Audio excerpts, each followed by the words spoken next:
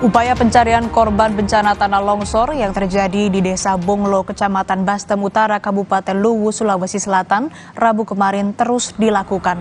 Tim pencari melakukan penyisiran dari arah Bastem ke arah Palopo dan menerjunkan anjing pelacak. Tim SAR gabungan Basarnas, BPBD, TNI, Polri, dan SAR Brimob terus melakukan pencarian korban bencana tanah longsor di Bonglo, Bastem Utara, Kabupaten Luwu, Sulawesi Selatan pada Rabu kemarin.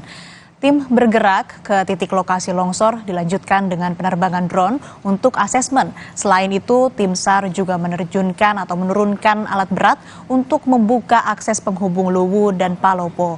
Tim pencari juga menyatakan pencarian akan dilanjutkan hari ini.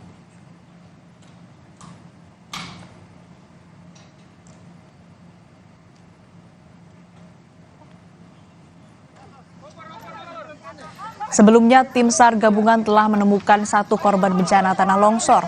Korban bernama Ratan dilaporkan pihak keluarga ke posko Basarnas karena hilang setelah longsor. Dari 14 korban yang tertimbun, total 5 orang telah ditemukan dalam kondisi meninggal dunia. Kini tim SAR fokus mencari 9 korban lagi yang masih hilang. Bencana tanah longsor terjadi di Kecamatan Bastem, Kabupaten Luwu, Sulawesi Selatan, Senin lalu, mengakibatkan sejumlah warga tertimbun.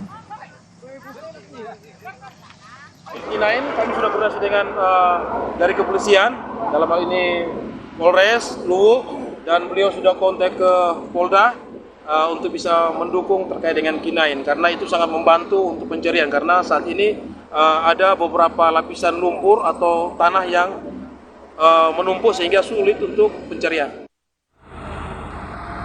Informasi terkini dari pencarian 9